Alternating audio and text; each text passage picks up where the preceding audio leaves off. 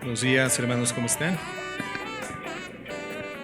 Gracias a Dios, un gusto verlos. Todos de casa, ¿verdad? ¿Se acuerdan que habíamos hecho un acuerdo la semana pasada? ¿Sí se acuerdan? ¿Quién vino la semana pasada? Levante su mano ahí. Ok, bueno. ¿Cuál era el acuerdo? ¿Quién me dice? ¿Perdón? Predicar, ¿verdad? Predicar la palabra a alguna persona, llevar a la gente al conocimiento del Evangelio, invitarlos a la congregación.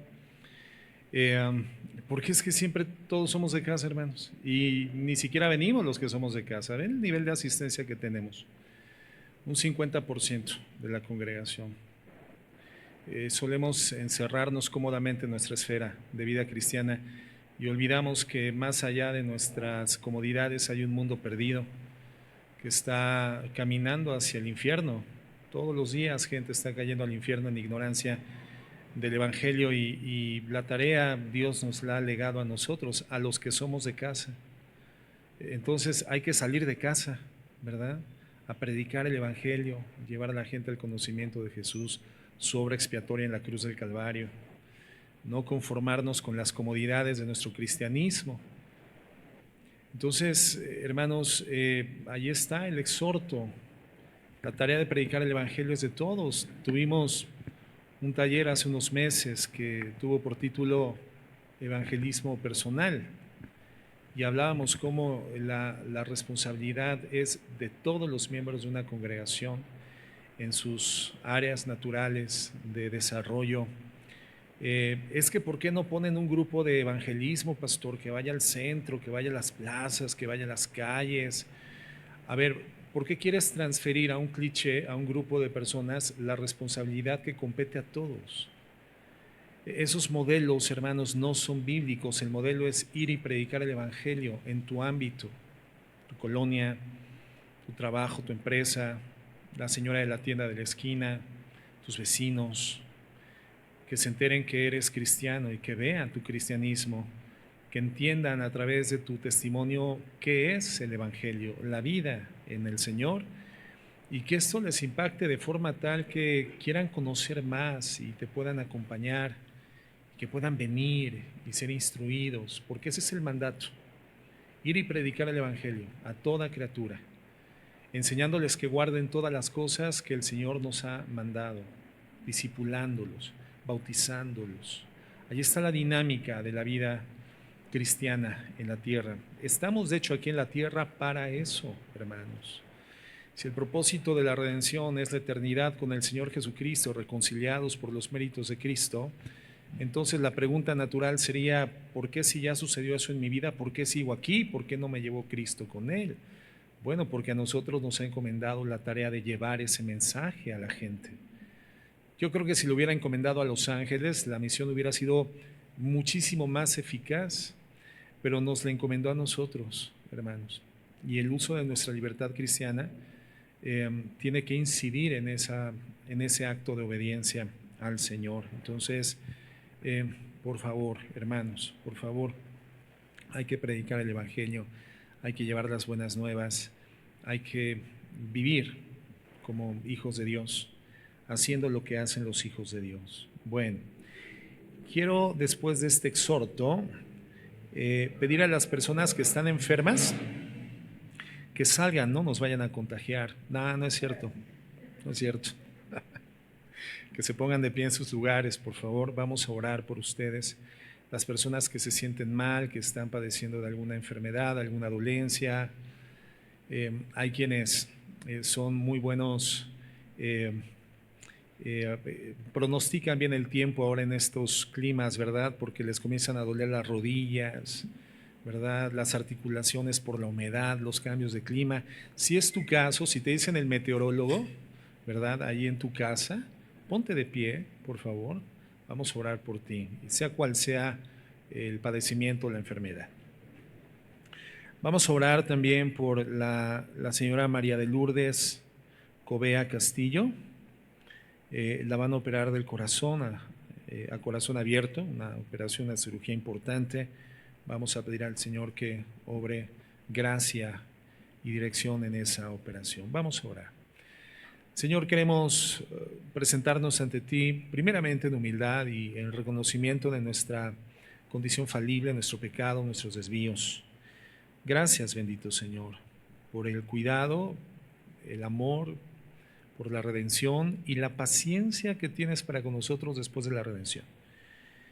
Queremos pedirte perdón porque muchas veces lo que padecemos es el resultado del descuido que tenemos de nuestro propio cuerpo, de nuestra vida física o de nuestra vida del alma, y entonces las emociones convulsas nos llevan a experimentar afectaciones en el cuerpo. Y queremos pedirte también, Señor, por aquellos que de manera no responsable, es decir, no por consecuencias de sus actos, están en este día también adoleciendo de su salud. Por María de Lourdes Coeva Castillo, Señor, te pedimos que obres tu gracia y tu favor sobre todos ellos, que quienes requieren una intervención médica, esta sea eficaz, que quienes están en tratamiento médico, estos medicamentos sean eficaces, y quienes requieren, Señor, de una intervención milagrosa de ti para ser sanos, la reciban conforme a tu voluntad y para la gloria de tu nombre. En el nombre de Jesús. Amén y amén. Gracias a Dios. Bien, bueno, muy bien, hermanos. Me da gusto ver a nuestro hermano Julio Vázquez. Él viene llegando de Monterrey. ¿Cuándo llegó, hermano? El lunes. Ok. ¿Qué nos trajo? No es cierto. No, qué bueno. Nuestro hermano fue allá a una operación de ojos, algo importante, algo complicado, pero gracias a Dios, nuestro hermano está bien, ¿no, hermano? Gracias a Dios por ello. Le damos gracias a Dios también. Nos da mucho gusto. Bueno, vamos a continuar en esta mañana con la segunda parte de nuestra temática, ubicando las emociones en su justo lugar y balanceándolas, o balanceando las emociones y ubicándolas en su justo lugar. ¿Recuerdan que vimos ese tema? Yo les pido a las personas que no pudieron venir la semana pasada para que puedan tener el consejo completo de la palabra en este tema que el Señor nos ha dado.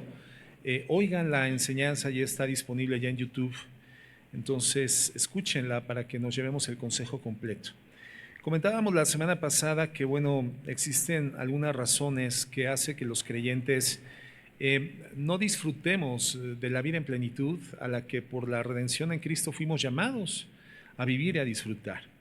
En Juan 10:10 citábamos, dice la Biblia, que el Señor ha venido a darnos vida y a dárnosla en abundancia. El problema es que cuando hacemos una revisión de nuestras vidas, nos damos cuenta de que en una mayoría de ocasiones no estamos experimentando esa realidad, la vida abundante que el Señor vino a darnos, la vida en plenitud, que es una vida que evidentemente no se circunscribe a los aspectos materiales, a los aspectos monetarios. La vida abundante de Cristo es una vida de carácter fundamentalmente espiritual. Entonces, tenemos estilos de vida en donde más bien el común denominador son una especie de dificultades, una percepción de severidad en la vida cristiana, una especie de pesadez que traemos cargando en la espalda porque somos cristianos. Y cuando volteamos a ver la vida de otras personas, pues nos damos cuenta que no son cristianos y que no tienen el nivel de pesadez o anquilosamiento que eventualmente nosotros tenemos, ¿no? Y se lo atribuimos a el fragor de la vida cristiana en un mundo caído. Bueno, no es así. La realidad es que, bueno, hay razones que son muy claras y están muy bien identificadas en la Biblia y que nos llevan a sentirnos infelices siendo cristianos, ¿no? En vez de experimentar toda la plenitud a la que fuimos llamados, la vida abundante en Cristo Jesús. Hay una enfermedad del alma, ya comentábamos la semana pasada, que se llama depresión espiritual, y comentábamos que ese es un trastorno del alma donde el cristiano pierde el interés y la alegría por su condición salvífica y por su Salvador.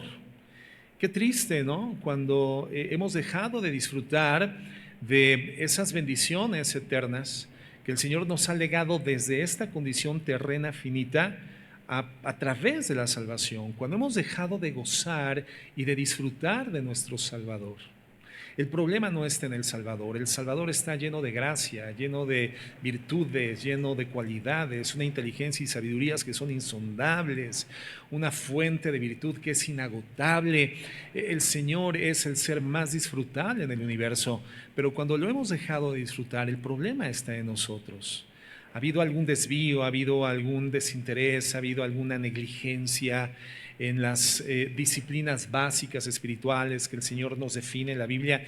Tenemos que practicar y desarrollarnos en ellas para poder continuar logrando dos objetivos fundamentales: parecernos cada vez más en el carácter a nuestro Señor Jesucristo y manifestarle eficazmente en esta tierra como un reflejo nítido de su luz refulgente. Somos llamados a eso, hermanos, a ser como Jesucristo y a reflejar a nuestro Señor Jesucristo. Entonces, la depresión espiritual es un problema del alma, es un problema de nuestra condición interna. Tiene que ver con la forma en la que vivimos la vida o la forma en la cual vivimos lo que entendemos de la vida. Y entonces eso hace que la alegría y el gozo que tendría que caracterizarnos como hijos de Dios termine en una condición disminuida y a veces inexistente, ¿no? Comentábamos que en la Biblia, en el Nuevo Testamento, observamos de la boca de nuestro Señor Jesucristo algunas descripciones muy claras del Evangelio, y estas descripciones del Evangelio o del reino de los cielos están directamente vinculadas a la experiencia del gozo profundo y del placer. Veíamos las parábolas donde el Señor nos explica precisamente que el reino de los cielos es como un tesoro escondido que una persona encuentra en un campo, y entonces, lleno de gozo, va y vende todo lo que tiene para poder comprar ese campo donde se encuentra el tesoro escondido, que es una alegoría del reino de los cielos, ¿no? También el Señor nos dice que se parece o es semejante al mercader que busca perlas finas, y al encontrar esa perla de gran valor, vende todo lo que tiene para poderla comprar y para poderla poseer y atesorar. Comenta que qué hombre de nosotros, si tiene 100 ovejas y una de ellas se pierde, va y la busca, y cuando la encuentra hace una fiesta llena de gozo y de regocijo, porque esto representa el pecador que ha encontrado a través del arrepentimiento el reino de los cielos. Es lo que la Biblia nos habla del Evangelio. Es una experiencia que conduce a la condición permanente del gozo, de la satisfacción, hermanos, que deriva en emociones y sentimientos que, si bien son fluctuantes, también son cada vez más frecuentes y prolongados en la experiencia de vida del cristiano, como la felicidad. Una condición de gozo que nos lleva a equilibrar, a balancear nuestras emociones, y esas emociones, si bien no somos llamados a cauterizarlas o a renunciar a ellas, sí podemos posicionarlas en la ubicación correcta. Entonces, vemos cómo el Señor nos llama a esto precisamente, pero la realidad es que en muchos casos la vida de los cristianos no es de esta forma, ¿no? Al contrario, parecería, decíamos, que el peso del mundo nos abruma mucho más de lo que nos levanta el conocimiento del Evangelio. Y era como una balanza, ¿verdad?, en donde el peso del mundo caído es mayor al gran valor que tiene el Evangelio para nosotros.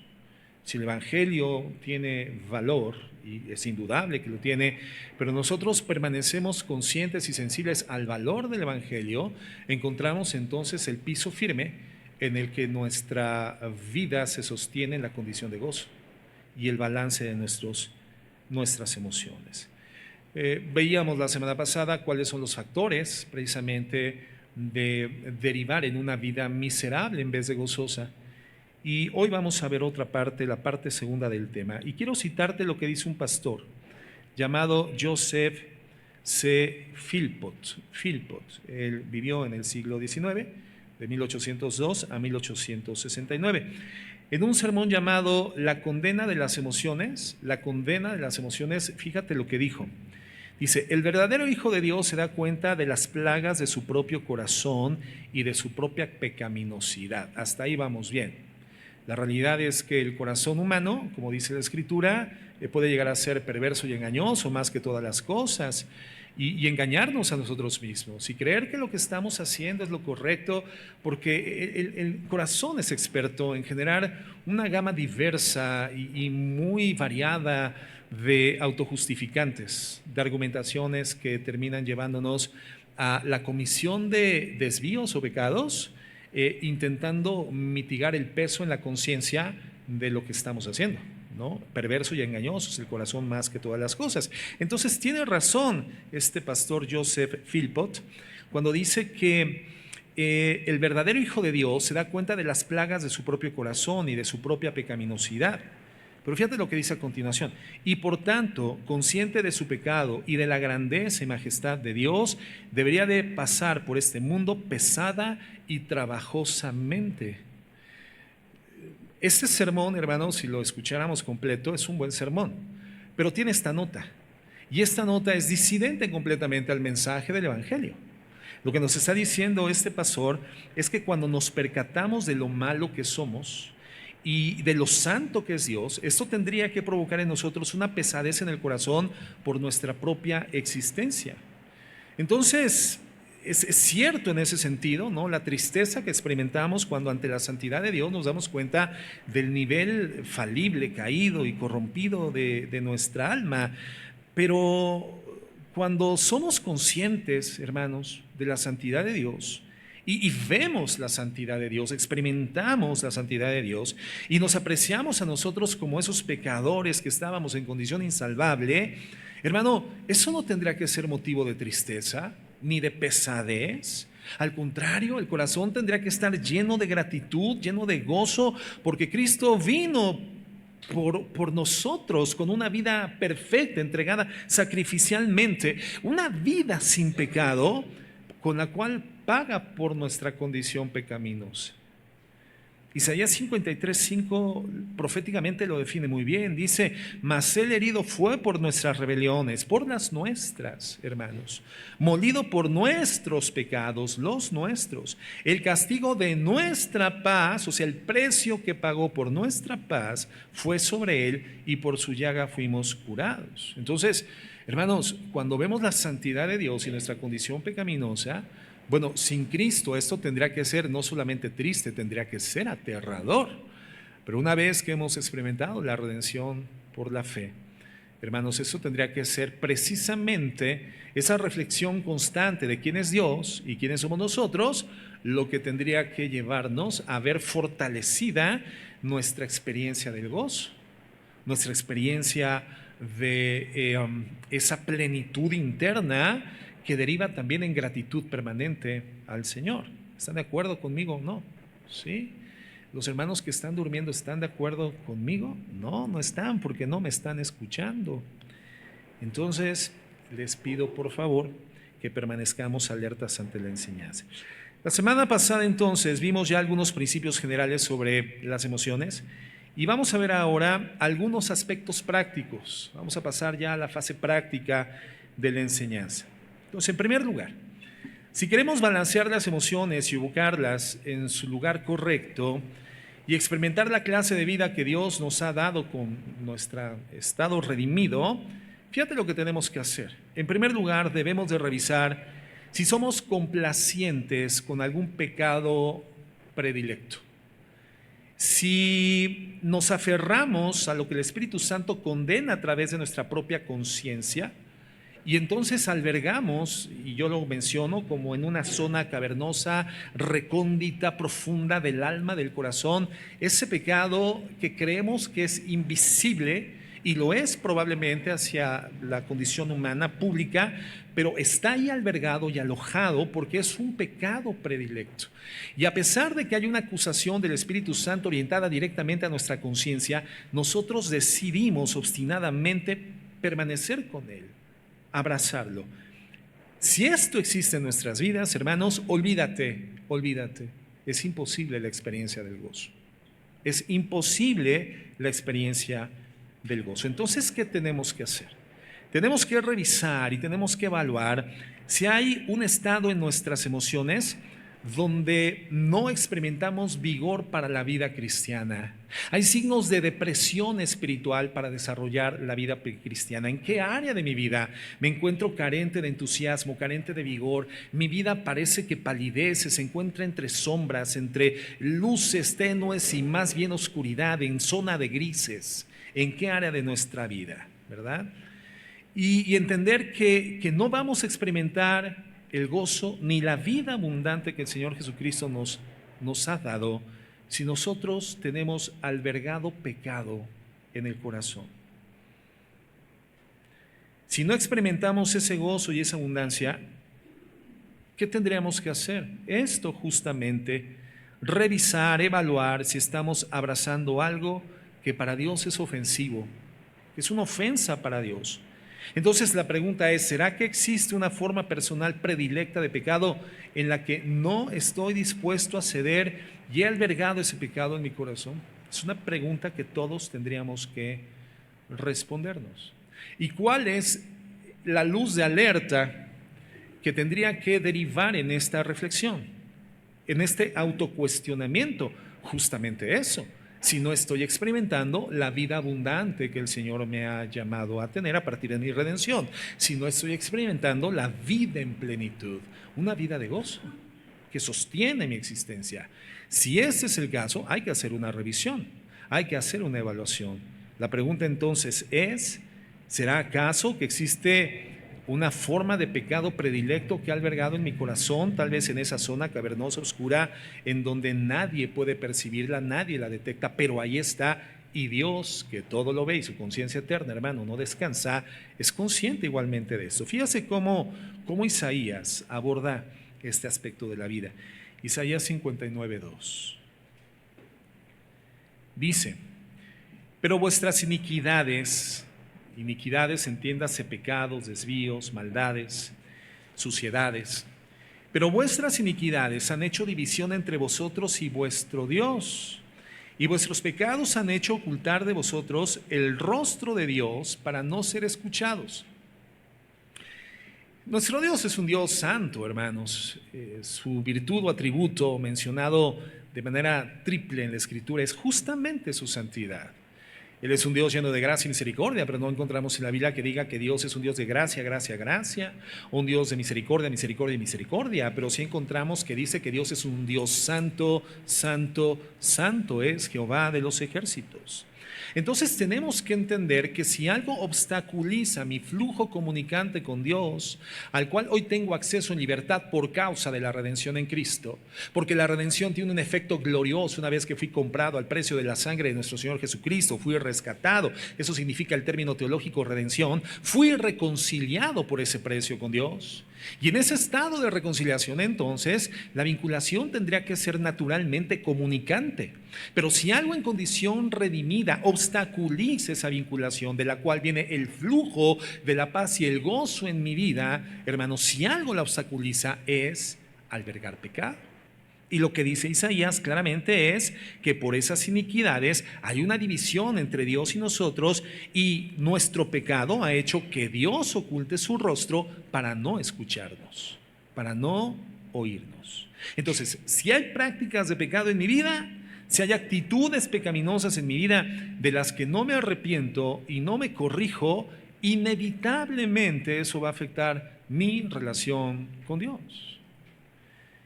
Y resulta imposible experimentar el gozo, entendiendo que el gozo es mucho más que una emoción transitoria de felicidad o de complacencia del alma. No, el gozo es una condición de existencia resultante de haber recibido por gracia el perdón de Dios, saberme el receptor del perdón de Dios y saberme, por lo tanto, parte de una relación salvífica y viva, eterna con Él.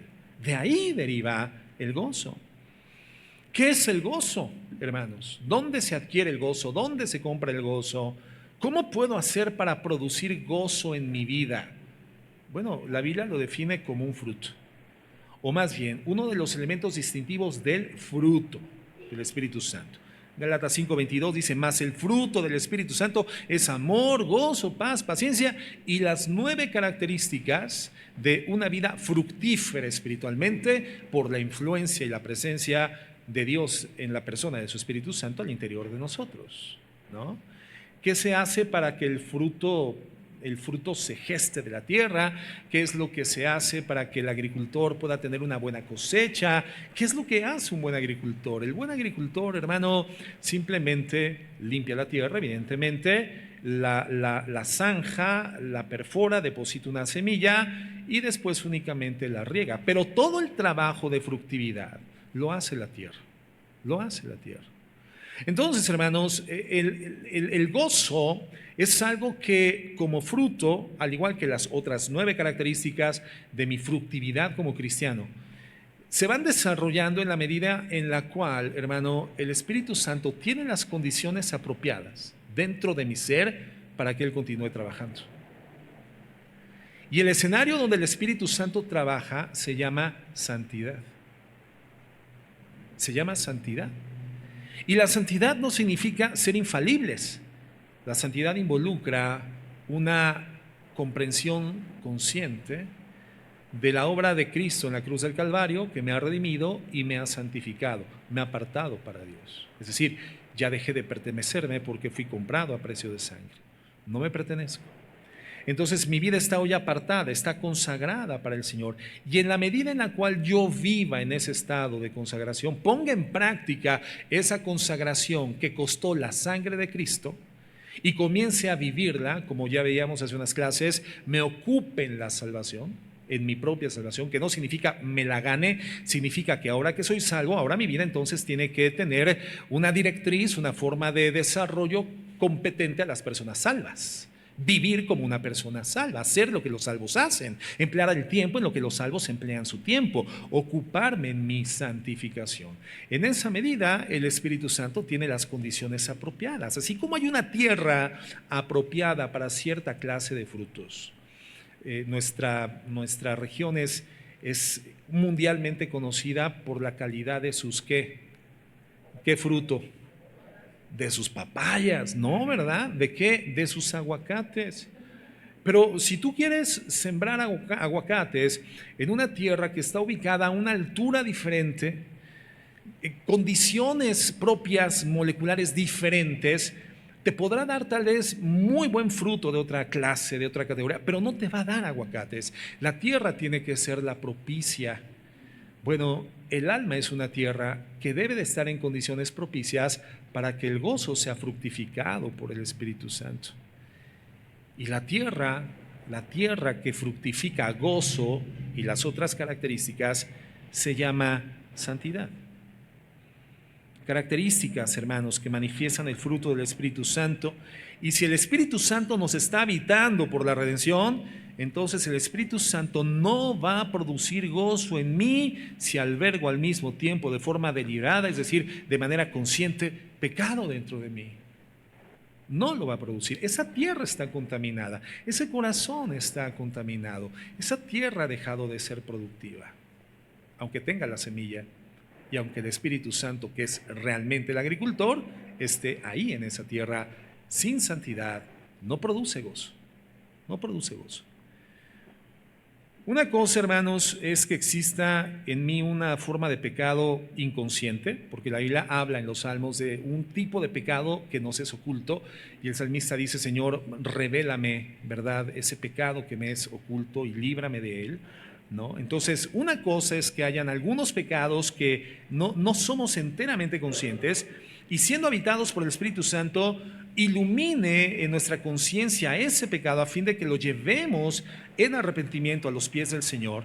Y otra cosa es que, siendo conscientes de nuestro pecado, lo retengamos voluntariamente en el corazón, ignorando esa voz del Espíritu Santo o evadiendo la voz del Espíritu Santo que nos insta y nos quiere conducir al arrepentimiento.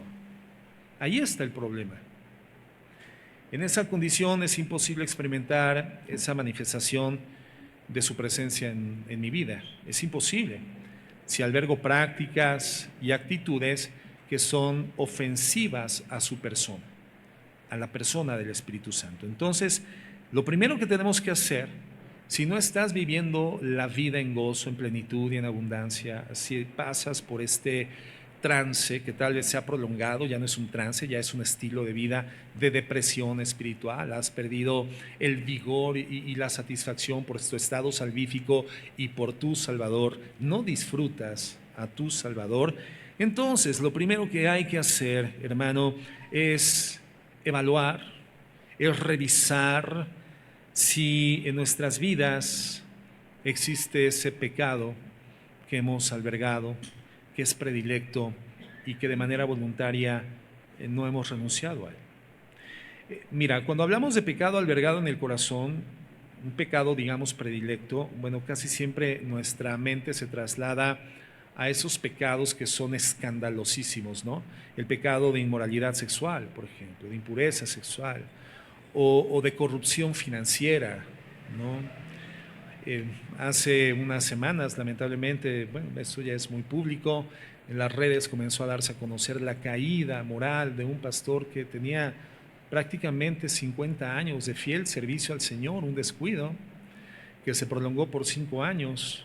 Él intentó mantenerlo oculto como el pecado predilecto en una zona cavernosa de su vida. Pero ¿qué dice la Biblia de las obras de la carne? En Gálatas 5, y manifiestas son las obras de la carne. O sea, al final, por mucho que querramos esconderlo, hermano, van a terminar saliendo a la luz. El pecado es algo que puedes ocultar un tiempo, pero no lo puedes ocultar todo el tiempo. Además de que Dios es un Dios justo, es un Dios de gracia y piadoso y extiende la oportunidad del arrepentimiento y nuevamente replica la oportunidad del arrepentimiento. Pero cuando hay perseverancia en el pecado, aun cuando su paciencia es longánime, llega un momento donde se agota y las oportunidades, hermano, de gracia pasan. Son como esos kairos de Dios de los que hemos hablado, esas ventanas de oportunidad que Dios nos apertura para hacer lo que tenemos que hacer en esos tiempos. Pero si no hacemos eso en el tiempo que Dios ha definido, la ventana se cierra y la oportunidad se fue. El arrepentimiento tiene un espacio de gracia que Dios apertura, pero cuando nosotros persistimos y reincidimos y nos endurecemos, encallecemos el corazón, hermano, la ventana se cierra.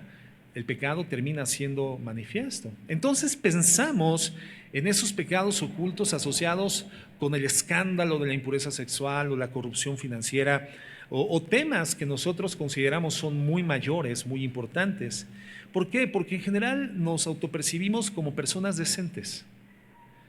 Pero el pecado va mucho más allá de esas cosas que nosotros catalogamos graves o graves para nuestros ojos. Y estoy hablando, hermanos, de actitudes orgullosas, envidia, materialismo, que busca saciedad y llenura en las cosas terrenas, materiales, relaciones fracturadas, relaciones no reconciliadas, cuando he decidido no perdonar a una persona. Hay relaciones, por ejemplo, en ese sentido que son nocivas y que en su toxicidad han dañado tu alma, pero también tú les has dañado. Sí, porque mira, estar en reuniones donde prevalece el chisme es muy gratificante para la carne hasta que tú eres víctima del chisme. Ya no te gustó el chisme. No, pues, oye, ¿cómo? No, a ver, espérame. Ya fuiste, ahora sí, víctima de la toxicidad de una relación nociva, pero has pasado por alto porque el dolor centraliza tu atención egoístamente, has pasado por alto toda la toxicidad que tú vertiste a esa relación tóxica, ¿no? Estar en reuniones donde la murmuración prevalece es hiper gratificante para el alma hasta que te alcanza la murmuración, hasta que la murmuración obra en tu contra, ¿no? Entonces, de ello tendría que derivar arrepentimiento, hermano. Perdón hacia la persona que tóxicamente te ha agredido o arrepentimiento por las veces que tú fuiste tóxico y nocivo en ese tipo de convivencias, ¿no? Ahora, el perdón no implica que continúes formando parte de relaciones que son dañinas, pero sí involucra que no albergues en tu corazón dolor y resentimiento, ¿no? Tú tienes que perdonar al tóxico, lo tienes que perdonar, y más si es tu hermano en la fe. Hay hermanos que son tóxicos, están en una fase demasiado incipiente o podemos decir estancada y aún hasta en retroceso del crecimiento espiritual. Hermanos que padecen del extraño caso de Benjamin Button, espiritual, se van haciendo enanos. A medida que pasa el tiempo, se van haciendo más pigmeos, más enanos, más pequeños, más lesivos, más nocivos, en vez de que hubiese una evolución espiritual en crecimiento, ¿verdad? Bueno, mira, si te topaste con un hermano así, ¿qué tienes que hacer? Lo tienes que perdonar y lo tienes que amar, pero sé muy precavido, ya no tengas una vinculación con él que continúe generando daño a tu alma. paga la deuda de amor. Mantente en la condición de ser bendición para su vida permanentemente hasta el último día de su vida o de tu propia vida.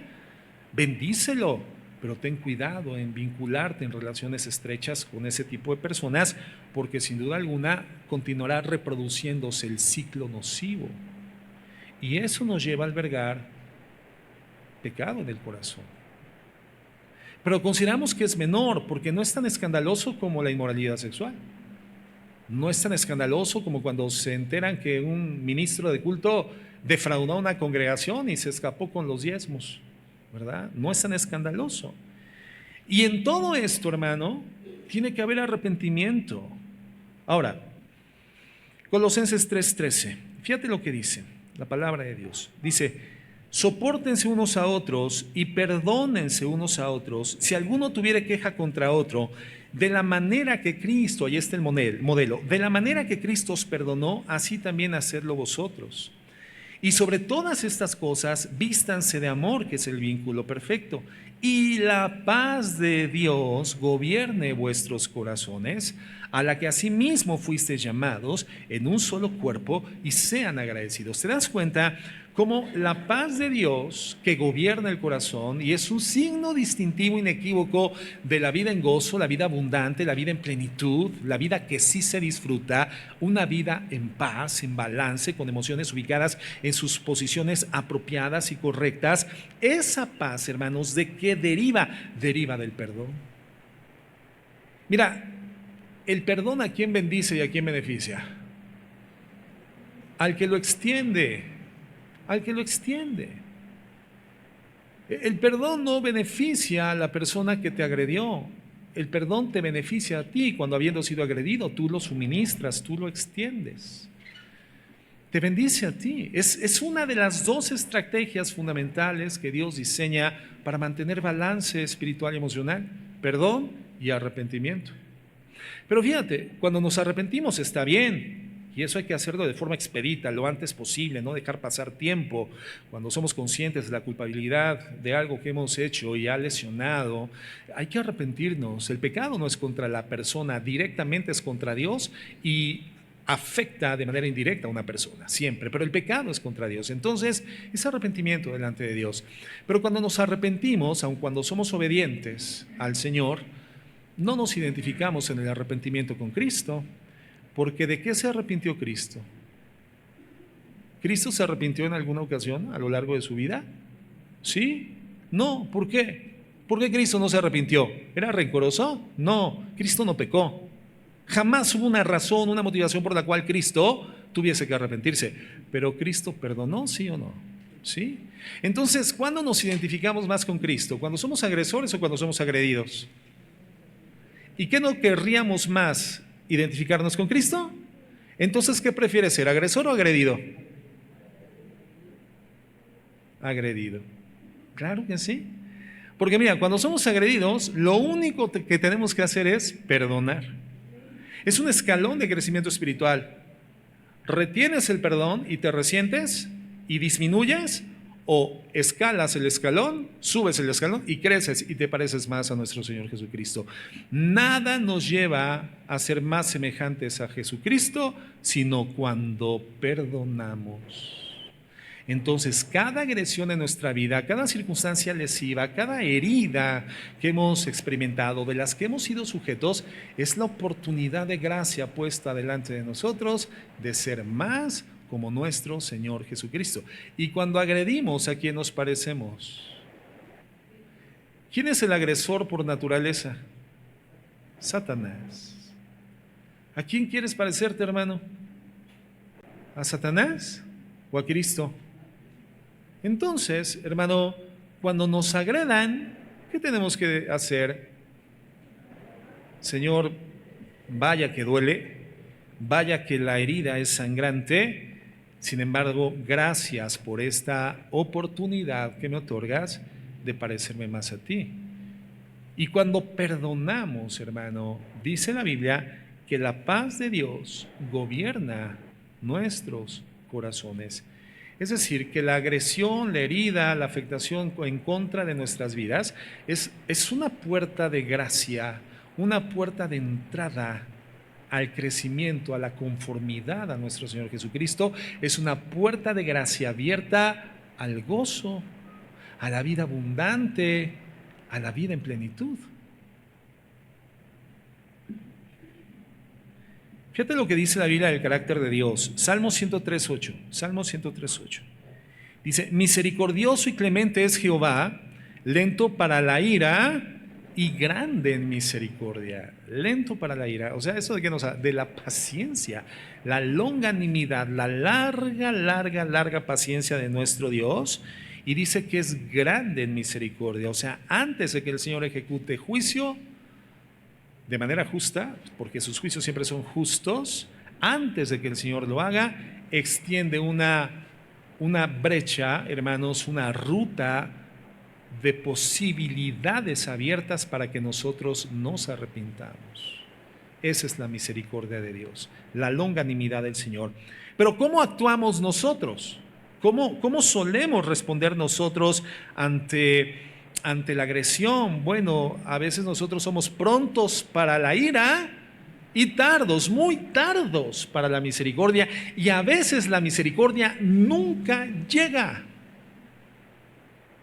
Entonces, todas estas actitudes que tienen que ver con el manejo de mis emociones, el uso desenfrenado de la boca, incontrolado de la boca, palabras sin gobierno espiritual, inflamadas por la carne, falta de generosidad o indiferencia hacia las necesidades, actitudes de rencor, etcétera. Todos estos aspectos de nuestra vida son los que tenemos que revisar. ¿Están ahí o no están ahí? Si están ahí, los estamos albergando, olvídate, hermano, olvídate. El gozo es un fruto, no lo produces tú, lo produce el Espíritu Santo en ti, pero la tierra en la que lo produce es santidad. Santidad. Entonces hay una serie de pecados en la vida del cristiano que suelen pasar inadvertidos. No les prestamos atención porque no son los pecados que escandalizan a la gente.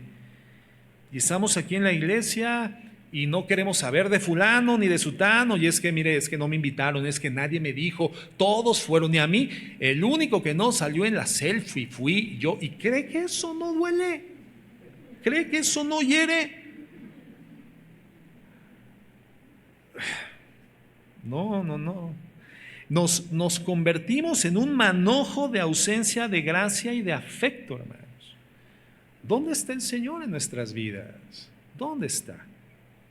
Entonces, revisemos si estamos siendo la causa de nuestra propia desdicha y arrepintámonos de esas cosas.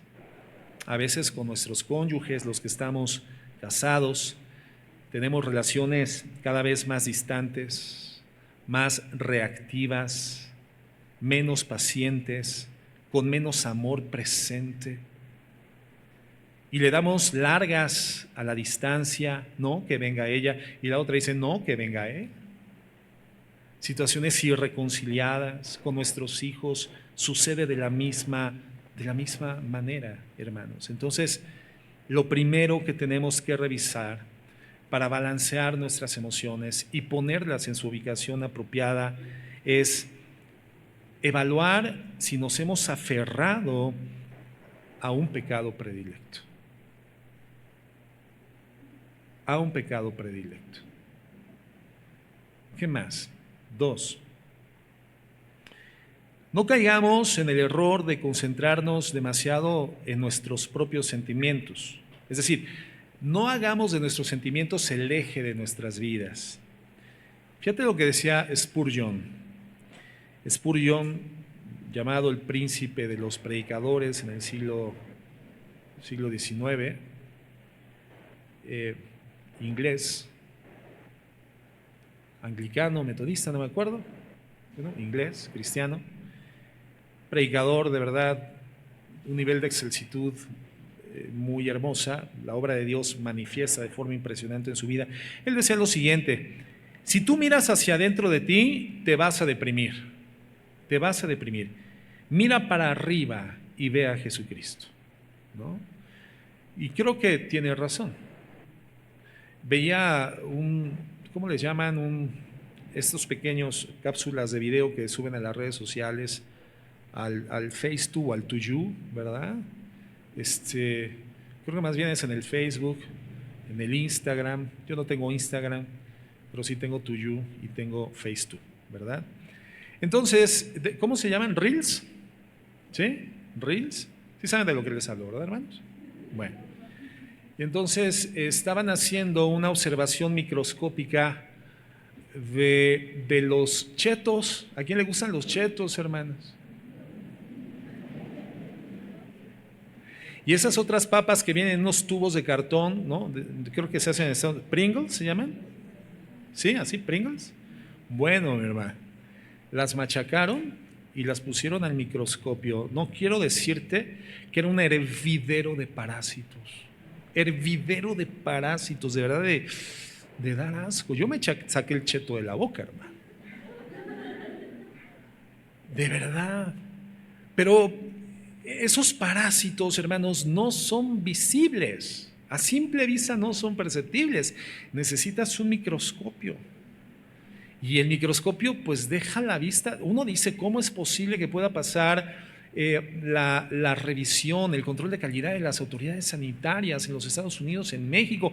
¿Cómo es que no detectan eso? Pero es impresionante, es una realidad. Es más, le quitan la tapa metálica al tubo de Pringles y ahí están, al microscopio, allí están alrededor de la tapa una cantidad impresionante de parásitos, bacterias, vete tú a saber qué sean, hermano. Pero no es perceptible a simple vista, por eso nos los empacamos, ¿verdad? Y por eso hasta los disfrutamos. Bueno, lo que decía Spurgeon, tú necesitarías meterle un microscopio a tu alma. ¿Cuál es el microscopio?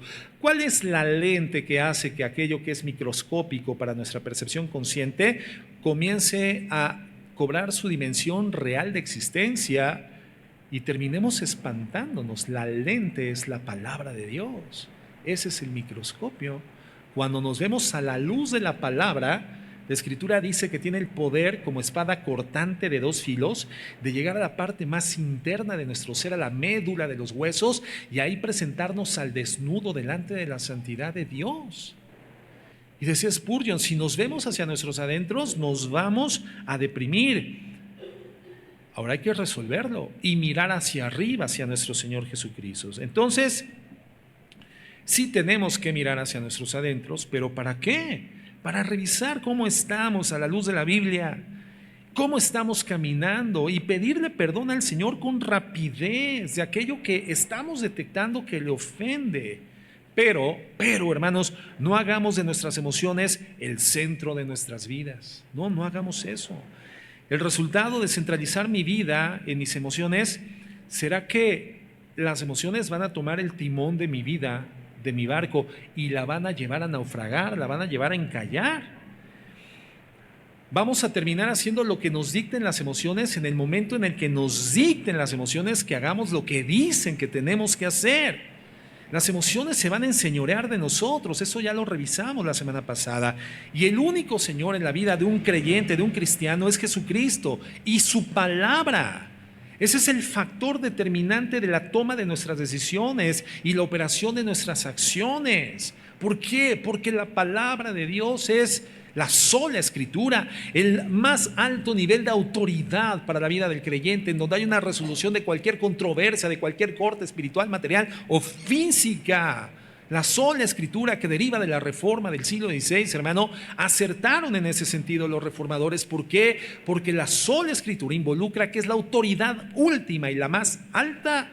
Hay otras fuentes de autoridad espiritual, pero cuando se gesta una controversia, solo la Escritura tiene la definición final.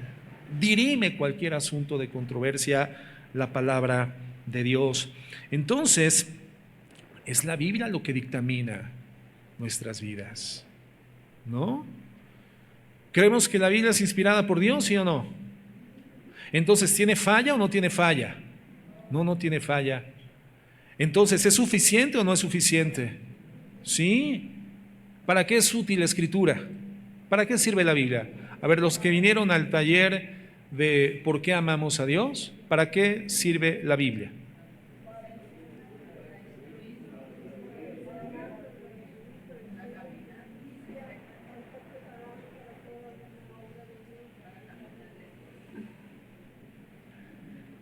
¿Cuál es la principal función de la Biblia?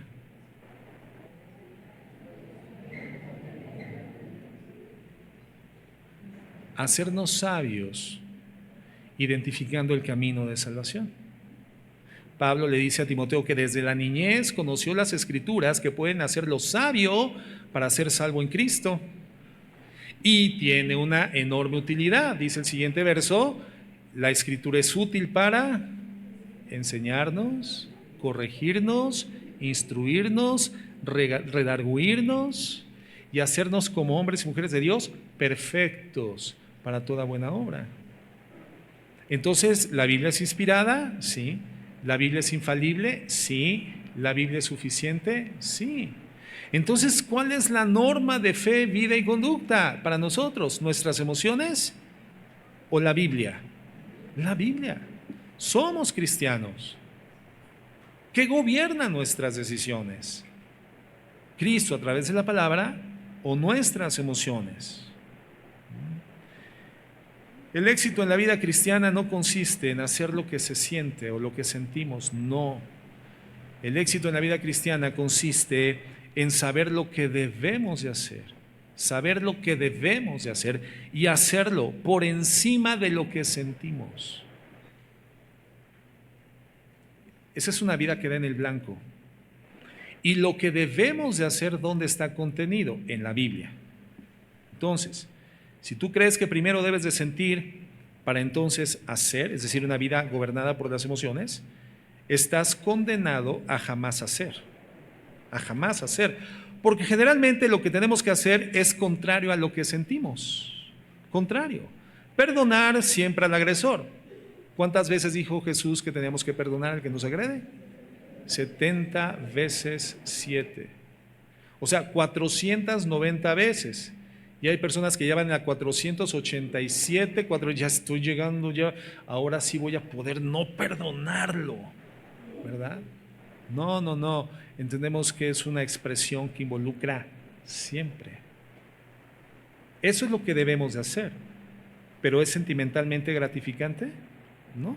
Entonces, si esperamos a que un día amanezcamos sintiendo para hacer, nunca vamos a hacer, porque lo que debemos de hacer generalmente es contrario a nuestros sentimientos. ¿Qué es lo que tenemos que hacer? Amar incondicionalmente. ¿Qué significa incondicionalmente? Sin condiciones. O sea, la persona que ama no establece condiciones para externar su amor. Ama aunque no hayan condiciones para amar. Eso es lo que debemos de hacer, contrario a los sentimientos. ¿Qué te va a llevar al éxito? Hacer lo que sientes o hacer lo que debes de hacer pasando por alto tus sentimientos. ¿Qué más debemos de hacer? Bendecir al que te maldice. Orar por quien te persigue. Nada de esto, hermanos, es sentimentalmente agradable, gratificante. Entonces, no esperes a que llegue un día en el que te despiertes con el deseo de hacer. No va a llegar ese día, no va a llegar. Debes de hacerlo por encima de lo que sientes. Y ese es el perdón y ese es el amor. Decisiones, no sentimientos. Así nos amó Jesucristo, con decisiones, no con sentimientos. El Señor Jesucristo nos perdonó y nos amó, no sentado en una reunión social, en un cómodo sillón. No, lo hizo clavado en una cruz, en condiciones emocional y físicamente adversas, pero con la inconmovible convicción de amarnos y de perdonarnos por encima de lo que sentía. Lo que sentía se lo expuso al Padre en Getsemaní. Padre, si es posible, pasa delante de mí esta copa. Eso es lo que sentía. Emocionalmente el Señor no quería hacerlo de esa forma, pero gracias a Dios la parte final de su oración fue: pero no sea como yo quiero, sino como tú. Y por eso yo he comentado, ahí en Getsemaní se firmó nuestra redención, se concretó en la cruz del Calvario, pero se firmó en Getsemaní. Ahí el Señor lo terminó de determinar. Es a tu manera, Señor, y si es a través de la cruz, la vía por la cual manifestarás y manifestaremos amor y perdón por esta humanidad perdida y caída, por el puro afecto de tu voluntad, Señor, así lo hacemos. Sin importar lo que siento, haciendo lo que debo. lo más maravilloso es que cuando entendemos que las decisiones no deben de seguir a las emociones, es decir, lo hago cuando lo sienta, no, es al revés, los sentimientos siguen a las decisiones. Tú haces lo que debes, que es perdonar, que es sacrificarte, es amar, aunque no lo sientas. Entonces haces lo que Dios te dice que debes hacer, y Dios hace lo que para ti, para mí es imposible, y lo que solo Él puede hacer. Él entra con un bálsamo de sanidad al corazón y comienza a transformar las emociones y los sentimientos. Pero las emociones siguen a nuestras decisiones. No es al revés, hermanos. No es al revés. Entonces, no somos llamados a ser emocionalistas, no, gobernados por las emociones. Emocionalismo. Mira, todo, filosóficamente, todo lo que termina en ismo es nocivo, mi hermano.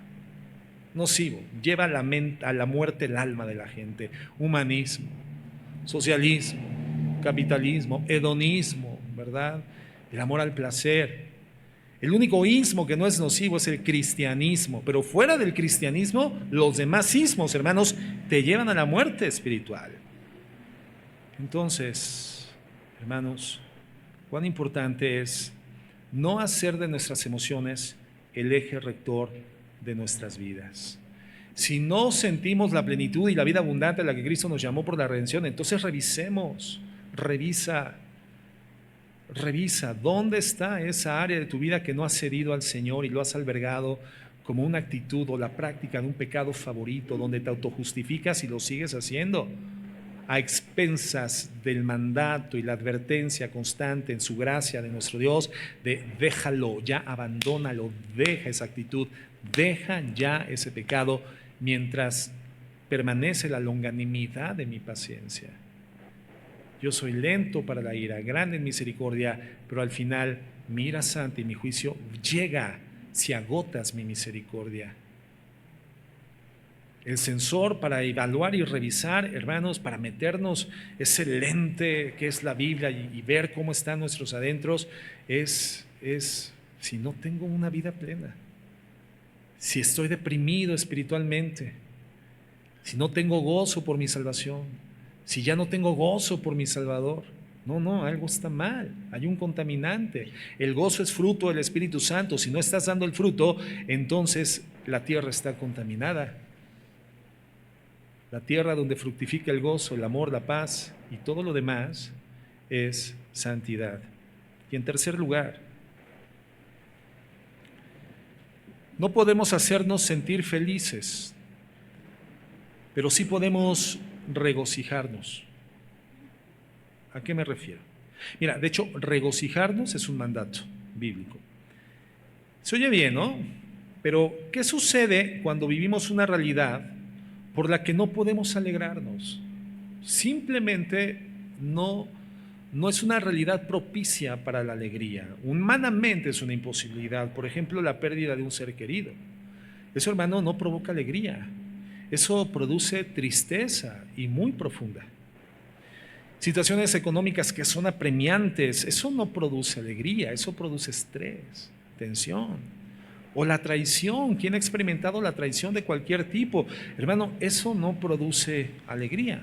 Entonces, ¿cómo manejamos el estar gozosos y la vida en abundancia en medio de esas dificultades naturales de la vida? ¿Cómo lo manejamos? Bueno, la Biblia no nos da un mandato de ser felices. La Biblia no nos manda a ser felices. La Biblia nos manda a regocijarnos. Y son dos cosas diferentes. Dos cosas diferentes. Fíjate, Filipenses 4:4 está el mandato. Y dice, regocijaos en el Señor. ¿Cuántas veces? Siempre. Siempre. No siempre vamos a estar felices. No siempre vamos a estar alegres. Muchas veces vamos a estar tristes.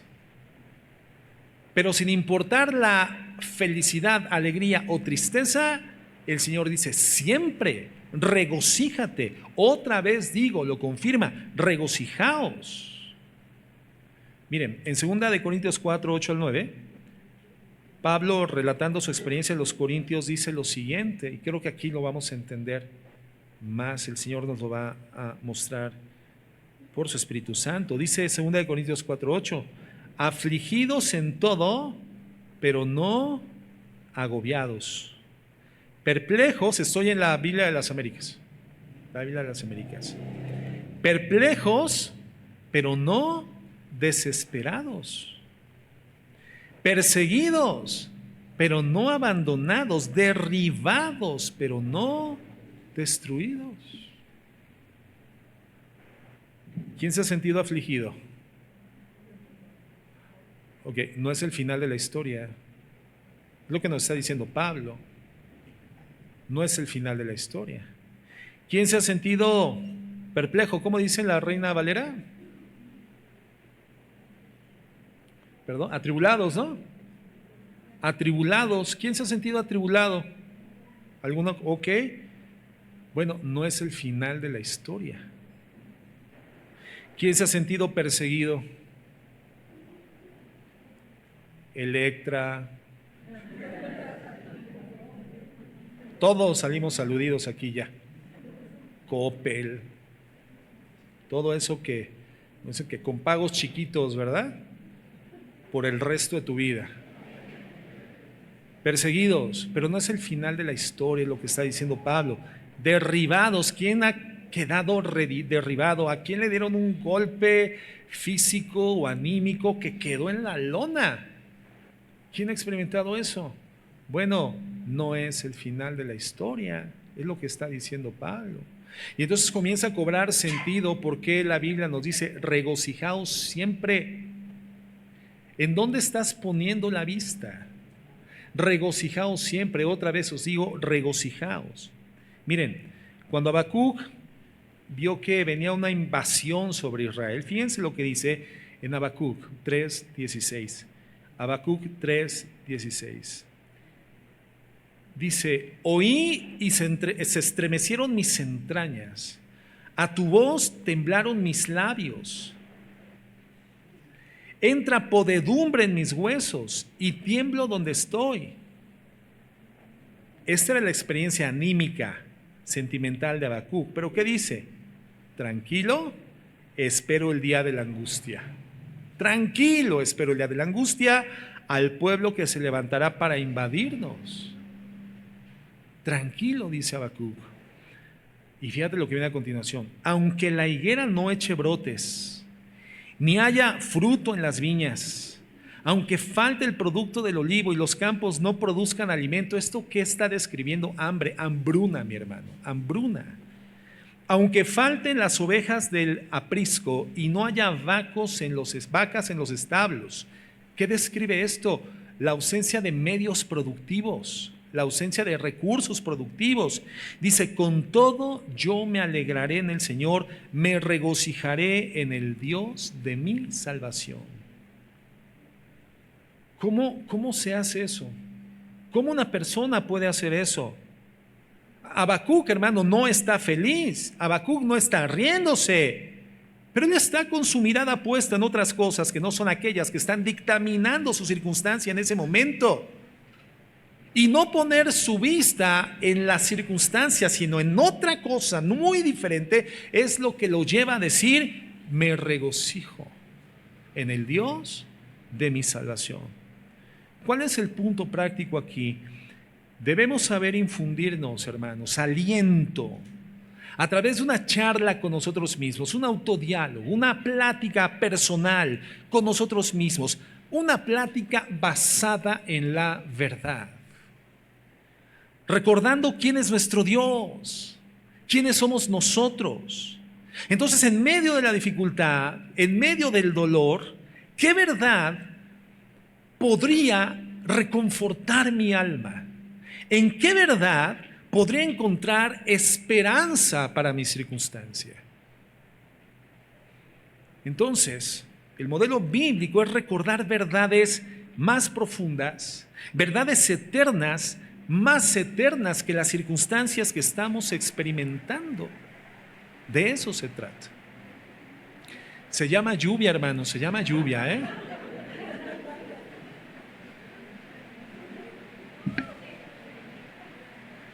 Dios mío, de verdad. Si vamos a Corea, nos echan así, hermano, ¿eh? Nos sacan del país. Esas iglesias coreanas, hermano, donde el pastor lee de principio a fin su sermón, no separa su vista durante 2 horas del sermón, y la iglesia está incólume, atenta, despierta, alerta. Se oye el volar de la mosca sin distraerse. Nos sacan de una iglesia coreana. Pasa la mosca. ¿Dónde se fue la mosca? ¿Dónde está dónde la agarro esa? Oye, no, hermanos, estamos en el meollo del mensaje, estamos en el centro del mensaje. Ahora voy a tener que volver a iniciar. Entonces, en medio del dolor, en medio de la dificultad, ¿qué verdad bíblica puedo encontrar para reconfortar mi alma, para cobrar esperanza? Ese, decía, es el modelo de la Biblia. Recordar verdades más profundas y eternas que las circunstancias que estamos experimentando. Javier, más volumen, por favor. Y entonces, en Habacuc 3:18 dice: yo me alegraré en el Señor, me regocijaré en el Dios de mi salvación. La salvación de Habacuc, hermanos, está más allá de la hambruna. ¿Qué es lo que le puede pasar? Lo peor que le puede pasar a una persona que vienen a invadirlo y no hay comida, deja de comer. ¿Qué es lo peor que le puede pasar a una persona así? Morirse. Y dice Habacuc: bueno, para mí es un regocijo si me muero, porque llego con Dios, habiendo experimentado su salvación. Mi regocijo está en mi eternidad con Dios. Es lo que dice Habacuc. Viene la invasión, no va a haber fuentes productivas, no va a haber fruto en los árboles, no va a haber olivo no va a haber nada de qué comer y cómo producir para poder sustentar nuestras vidas. Pero en todo esto yo me regocijo en el Dios de mi salvación. ¿Dónde está puesta la vista de Habacuc, hermanos? No en la circunstancia, está puesta específicamente en el Dios de su salvación, en una verdad que es más eterna que su aflicción. Por eso la Biblia nos dice: regocíjense siempre. Otra vez les digo, regocíjense. Por eso el apóstol Pablo nos dice: no es el final de la historia. Si estás perseguido, atribulado, derribado, no es el final de la historia. No estás acabado. ¿Dónde tienes puesta tu vista? ¿Cómo manejas tus emociones? Bueno, pastor, es fácil decirlo, pero a ver, ¿usted ya experimentó eso? No, yo no lo he experimentado, hermano, pero lo estamos leyendo de Habacuc. A él le sucedió y dice que él se regocija en el Dios de su salvación. Y cuando tú te recuerdas estas verdades, crees lo que la Biblia dice, sin importar cómo te sientas, entonces comienzas a supeditar tus emociones a la fe en la palabra de Dios. La pregunta básica del cristiano no es cómo me siento, no, es en qué creo. ¿Dónde están puestos mis pies? Y cuando yo me recuerde lo que creo, entonces puede comenzar a cambiar lo que siento. Y si no cambia lo que siento, entonces continúo moviéndome en base a lo que creo. Esa es la vida del cristiano. Pero realmente más veces somos presas de las emociones. Ellas dictan si yo voy a perdonar a alguien. Las emociones dictan si voy a cumplir un compromiso o no. Ellas son las que gobiernan la vida en muchos aspectos. Me siento mal por algo que me hicieron, bueno, es cuestión de oportunidad para responder de la misma forma. Y somos entonces esclavos de nuestras emociones, títeres de nuestras emociones, que son volubles y que son caídas. Somos gobernados por ellas y no por la palabra de Dios. Y ese es un estado de existencia que no produce plenitud ni vida en abundancia. Quiero citarles un pasaje de la vida de Jesús. Y quiero que veamos el perfecto control que Jesús tiene de sus emociones. Juan 18, 19. Juan 18, 19. Dice, entonces el sumo sacerdote interrogó a Jesús acerca de sus discípulos y de sus enseñanzas. Jesús le respondió, yo he hablado al mundo abiertamente, siempre enseñé en la sinagoga y en el templo, donde se reúnen todos los judíos, y nada he hablado en secreto. ¿Por qué me preguntas a mí? Pregúntale a los que han oído lo que hablé. He aquí, estos saben lo que he dicho. Cuando dijo esto, uno de los alguaciles, una persona absolutamente irrelevante, ante el Rey de Reyes y Señor de Señores, el Dios del universo en la carne, un alguacil que estaba cerca, dio una bofetada a Jesús, diciendo, ¿así respondes al sumo sacerdote? Jesús le respondió, si he hablado mal, da testimonio de lo que he hablado mal, pero si hablé bien, ¿por qué me pegas? ¿Qué vemos en Jesús, hermano? Un absoluto dominio de sus emociones, absoluto dominio ante la agresión. Entonces, cada ocasión que nos querramos excusar de esas reacciones pecaminosas cuando somos maltratados por alguien y reaccionamos pecaminosamente, tendríamos que recordar a Jesús respondiendo ante esta bofetada. Si he hablado mal, da testimonio de lo que he dicho mal, y si hablé bien, ¿por qué me pegas? Emociones en balance, emociones ubicadas en su justa posición. Pero ¿quién está gobernando ahí a Jesucristo? Su santidad, su amor al Padre, su testimonio. Lo que tendría que gobernar nuestras emociones: santidad, amor al Padre y testimonio. Decía Martin Lloyd-Jones, el arte de la vida espiritual consiste en saber cómo manejarnos, saber cómo debo de reaccionar, saber cómo debo de actuar. Entonces, hermano o hermana, no son las circunstancias, no es la gente, es cómo yo me gobierno basado en la verdad, que conozco, lo que hace que mi vida sea lo que hoy es. Pero no son las circunstancias, no es la gente, no es la gente, es un tema personal.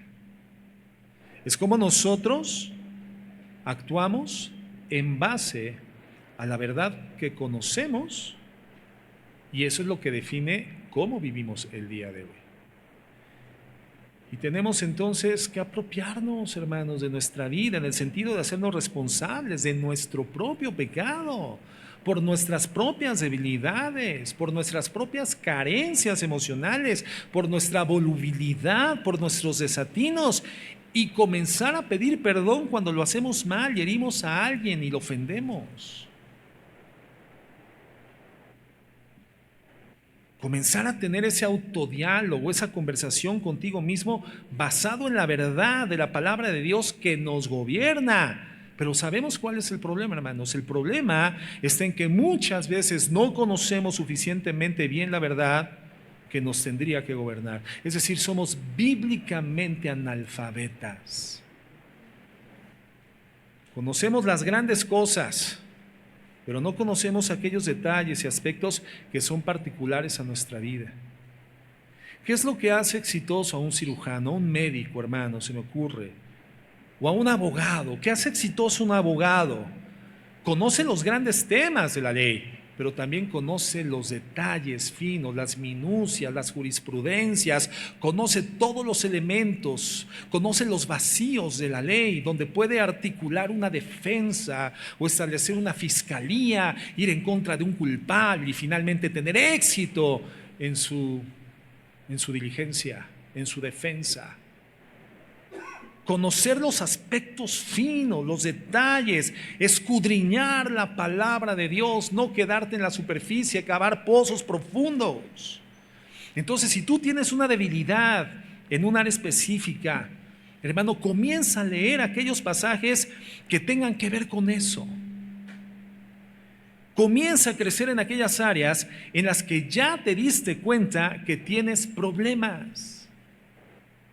Comienza a reconocer tus pecados en esa área. Arrepiéntete, pide perdón y trabaja en la Escritura, medita la Escritura, disfruta a Dios. Comienza ya a incorporar verdad, para que cuando llegue el momento de la tentación y de la tensión y de la variabilidad emocional, te puedas decir, no, esto no es así, no es como yo estoy sintiendo, no es lo que yo quiero, es lo que Dios quiere de mí. Mira, un grupo de misioneros, esa es una anécdota real, iba para África y se subieron a una balsa y el balsero les dice en tono de burla, porque les pregunta, ¿a dónde van? No, pues vamos a este país en África. Y él se burla, hermanos, y les dice, ustedes van para allá, se van a morir ahí. No sabían que se van a morir ahí. Y uno de los misioneros le dice, bueno, es que lo que tú no sabes es que nosotros nos morimos antes de estar aquí. Y eso es lo que marca la diferencia. Eso es la vida cristiana. No es tu propia vida. Es la vida de Dios experimentada a través de ti, a través de mí. Ya no vivo yo, mas ahora Cristo vive en mí.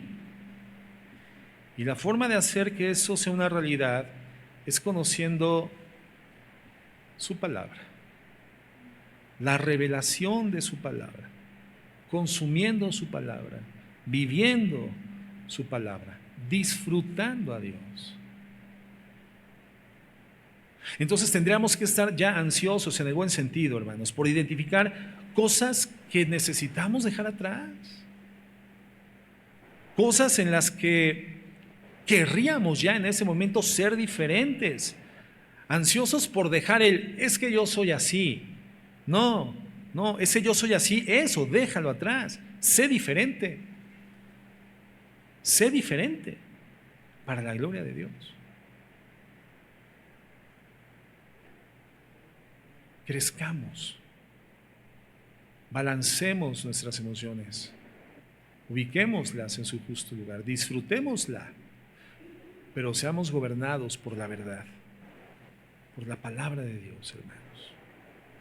¿Ven? Vamos a orar, vamos a orar.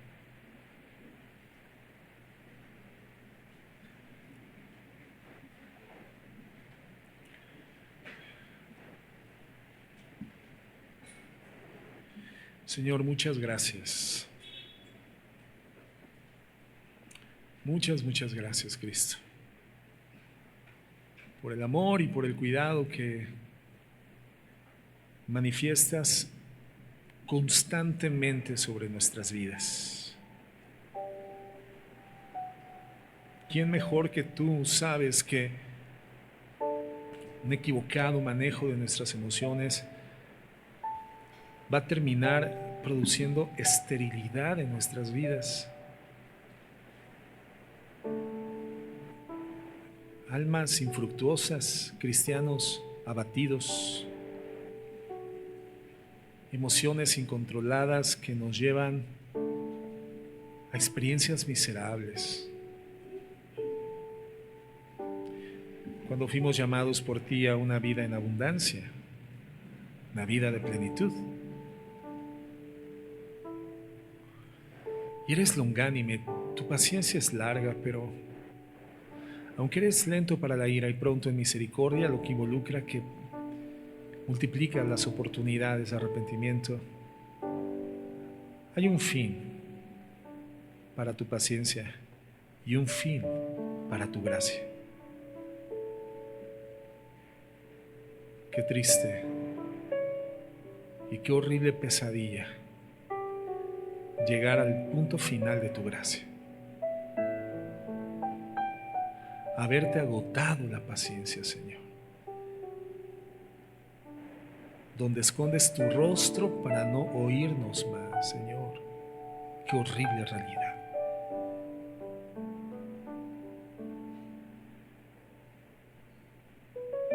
Gracias por enseñarnos, gracias por conducirnos y por hablarnos con la precisión y claridad que solo tú tienes en tu palabra y por tu Espíritu Santo iluminando a nuestras mentes y corazones lo que debemos de hacer,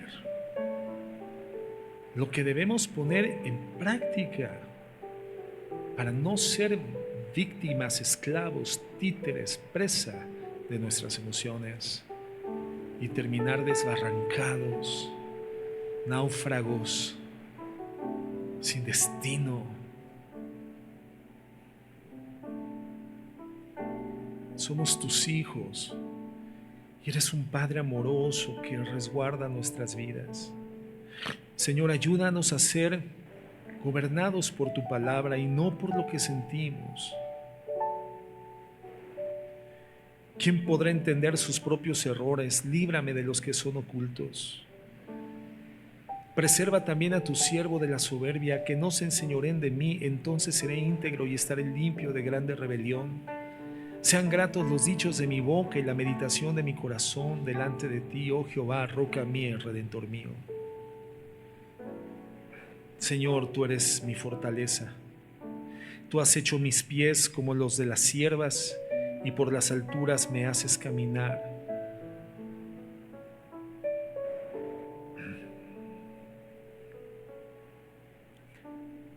Señor, nuestros ojos estén puestos en ti, autor y consumador de la fe, no en las circunstancias, para poder regocijarnos siempre, siempre, Señor.